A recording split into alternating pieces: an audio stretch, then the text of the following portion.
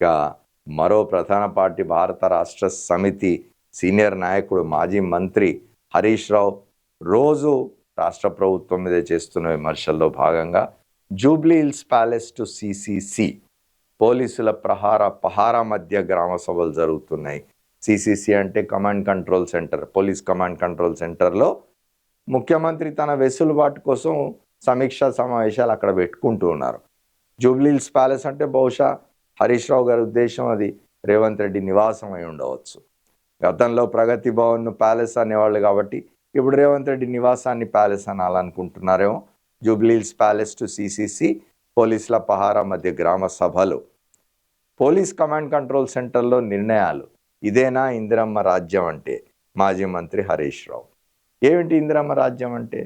ఇందిరమ్మ రాజ్యం అని ఎందుకంటారంటే, ఇందిరాగాంధీ ప్రధానమంత్రిగా ఉన్న కాలంలో కటిక దరిద్రంలో ఉన్న పేదలను పైకి తీసుకురావడం కోసం కొన్ని కార్యక్రమాలు చేసింది. కొన్ని ప్రోగ్రెసివ్ డెసిషన్స్ అంటే ప్రగతిశీల నిర్ణయాలు తీసుకున్నదా, కొన్ని బ్యాంకుల ప్రైవేటీకరణ, బ్యాంకులను జాతీయం చేయడం, ప్రైవేట్ బ్యాంకుల నుంచి వాటిని జాతీయం చేయడం, అట్లాగే రాజవంశాల ప్రైవీలను రద్దు చేయడము, ఆ తర్వాత గరీబీ హఠావ్ నినాదంతో పేదరికాన్ని నిర్మూలించడానికి కొన్ని కార్యక్రమాలు తీసుకోవడం, ఇట్లాంటి అంటే అశేష పేద ప్రజానికానికి లాభం జరిగే విధంగా కొన్ని కార్యక్రమాలు చేపట్టే క్రమంలో ఆమె ఎమర్జెన్సీ విధించినప్పుడు 20 సూత్రాల కార్యక్రమం ఒకటి తీసుకొచ్చినారు. అందులో నిజానికి ఏ రాజకీయ పక్షమైనా బయటికి తాను ప్రకటించే కార్యక్రమాలన్నీ కూడా ప్రజాహితం లాగానే కనిపిస్తాయి.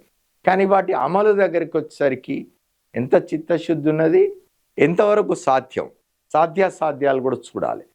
ఇందిరమ్మ రాజ్యం అనేది కూడా అట్లనే వచ్చింది.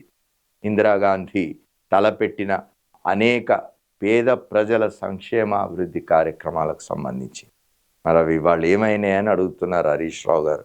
ఇదేనా పోలీసుల పహారా మధ్యనేనా రాజ్యం చేయాల్సింది అని ఆయన మాట్లాడుతూ ఉన్నారు.